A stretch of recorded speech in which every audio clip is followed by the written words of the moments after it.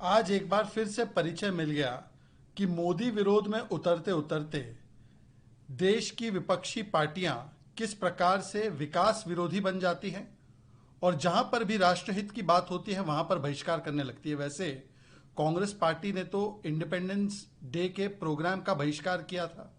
Congress party ने तो संविधान दिवस के कार्यक्रम का भी बहिष्कार किया था। और किस प्रकार से जब तीसरी बार प्रधानमंत्री नरेंद्र मोदी चुन कर आए तो ममता दीदी ने तो उनको शुभकामनाएं देने के बदले लाइट ही बंद कर दी थी। ये बात भी सामने निकल कर आई है। तो जो भी काम राष्ट्रहित में होता है उसका बहिष्कार करने लगते हैं इंडिया अलायंस की पार्टियां। परंतु आज एक बात स्पष्ट है कि LOO का मतलब लीडर ऑफ ऑपोजिशन नहीं बल्कि leader of obstruction and leader of opportunism बन चुका है। और अपॉर्चुनिज्म और दोहरे मापदंड किस प्रकार से है कांग्रेस पार्टी और समूचे विपक्ष के, वो आज सामने नजर आ रहा है। एक तरफ तो इंडिया अलायंस कहती है कि एक कुर्सी बचाओ बजट है। वो कहते हैं ना, झांकी रही भावना जैसी प्रभु मूरत दिखे तिन तैसी। जो स्वयं अपने कार्यकाल में इस प्रकार के बजट देते होंगे वो ये आरोप लगा रहे हैं कि सब कुछ जो है बिहार और आंध्र प्रदेश को दे दिया। दूसरी तरफ इंडिया अलायंस की एक पार्टी आरजेडी कहती है कि बिहार को झुंझुना मिला। क्या आरजेडी सही कह रही है या इंडिया अलायंस की बाकी पार्टियां सही कह रही है? इंडिया अलायंस के नेता कह रहे हैं हम नीति आयोग का बहिष्कार करेंगे। क्या आरजेडी इसके साथ होगी? क्या आरजेडी इसके खिलाफ है कि आज बिहार को उसके अधिकार का पैसा मिला है? तो इसके बारे में इंडिया अलायंस बताए, एक मत होकर बताए।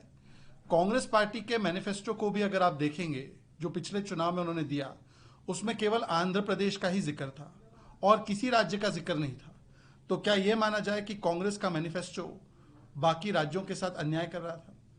एक बार कांग्रेस पार्टी को यह भी बताना चाहिए कि 2004 से लेकर 14 के बीच में जो भी बजट की स्पीचेस दी गई उसमें कितनी बार सारे प्रदेशों का जिक्र उनके तत्कालीन वित्त मंत्रियों ने दिया, चाहे वो चिदम्बरम जी हो चाहे वो प्रणब मुखर्जी। एक बार फिर से परिचय मिल गया कि मोदी विरोध में उतरते उतरते देश की विपक्षी पार्टियां किस प्रकार से विकास विरोधी बन जाती हैं और जहां पर भी राष्ट्रहित की बात होती है वहां पर बहिष्कार करने लगती है। वैसे कांग्रेस पार्टी ने तो इंडिपेंडेंस डे के प्रोग्राम का बहिष्कार किया था। कांग्रेस पार्टी ने तो संविधान दिवस के कार्यक्रम का भी बहिष्कार किया था।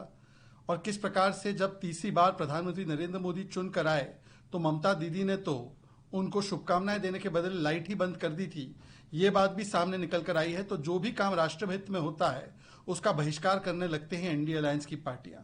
परंतु आज एक बात स्पष्ट है कि LOO का मतलब लीडर ऑफ ऑपोजिशन नहीं बल्कि leader of obstruction and leader of opportunism बन चुका है।